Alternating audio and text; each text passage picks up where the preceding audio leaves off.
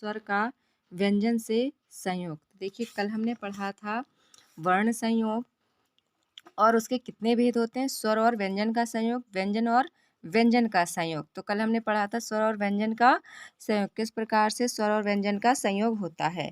ठीक है, उसके बाद हमने पढ़ा था स्वरों और व्यंजनों का संयोग भी दो प्रकार से होता है। कितने प्रकार से? दो प्रकार से, मात्रा के रूप में और व्यंजनों से पहले। तो आज हम देखते हैं मात्रा के रूप में कैसे होता है। देखिए जैसे कि स्वर हमारे आ से लेकर के औ तक के हैं। अब मात्राएं भी देखिए मैंने आपको दे रखी हैं।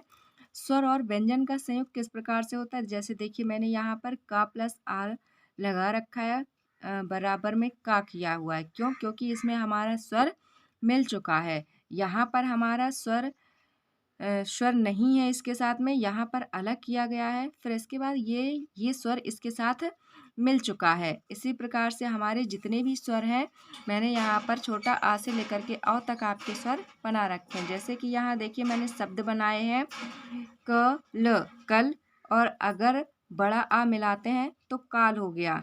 छोटी ई यदि स्वर मिलाते हैं तो किला, और बड़ी ई की ई स्वर मिलाते हैं तो कील। इस प्रकार से हमारे शब्द भी बन जाते हैं। अब हम देखेंगे व्यंजनों से पहले स्वर का संयोग। व्यंजनों से पहले स्वर का संयोग भिन्न रूप से होता है। देखिए आप समझ सकते हैं कि हम क्या कहना चाह रहे हैं कि व्यंजनों से पहले स्वर का संयोग, मतलब व्यंजन से भी पहले जो हमारे स्वर आते हैं उसमें हमारा स्वर का संयोग कैसे बनता है। जैसे देखिए हमारा आ है और यहाँ पर बा है, तो बा हमारा व्यंजन है। का से लेकर के ज्ञा तक के जितने भी वर्ण होते हैं वो हमारे व्यंजन कहलाते हैं, और आ से लेकर के आ तक के जितने भी वर्ण होते हैं वो हमारे स्वर कहलाते हैं। तो पहले हमारा स्वर आया यहाँ पर, इसलिए हम कह सकते हैं कि व्यंजनों से पहले स्वर का संयोग भिन्न रूप से होता है। जैसे कि अब, आम, आज, आदि। इसी प्रकार से अब हम खा नंबर पढ़ेंगे व्यंजन का व्यंजन से संयोग।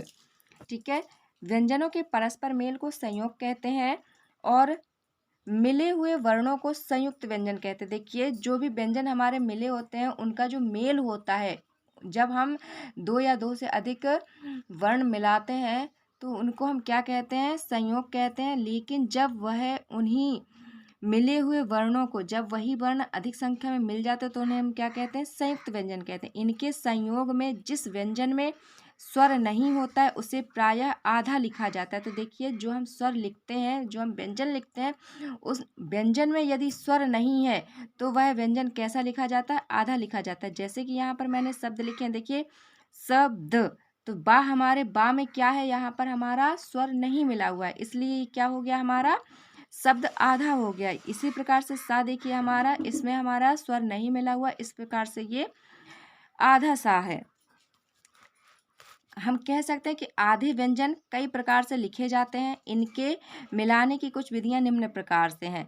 देखिए जैसे जिन व्यंजनों में पाई होती है उनकी पाई हटा दी जाती है और अगले व्यंजन को उससे मिलाकर लिखते हैं। तो देखिए जैसे कि मैं यहाँ पर बता सकती हूँ आपको कि खा, देखिए हमारा यहाँ पर खा में व्यंजन मिला हुआ है, लेकिन जब यही व्यंजन आधा हो गया है तो इस प्रकार से हमारा व्यंजन क्या हो गया? इसकी पाई हटा दी, मतलब इसके साथ जो मात्रा मिली हुई थी वो मात्रा इसकी हट चुकी है। जैसे ख्याति, बा देखिए यहाँ पर दिया गया है, बा की हमने जब पाई हटा दी तो हमारा वो शब्द कैसा हो गया? आधा हो गया। तो वो दूसरे व्यंजन के साथ जब वो गया है तो वो आधा हो गया। इसी प्रकार से गा है, देखिए गा में हमारा आ मिला हुआ है, स्वर मिला हुआ है यहाँ पर, लेकिन यहाँ स्वर नहीं मिला हुआ है, इस वजह से ये इसकी पाई हट गई और ये आधा हो गया, तो हमारा शब्द बन गया ग्वाला। उसी प्रकार से भा को हम देख सकते हैं, भा देखिए भा की पाई हट गई है।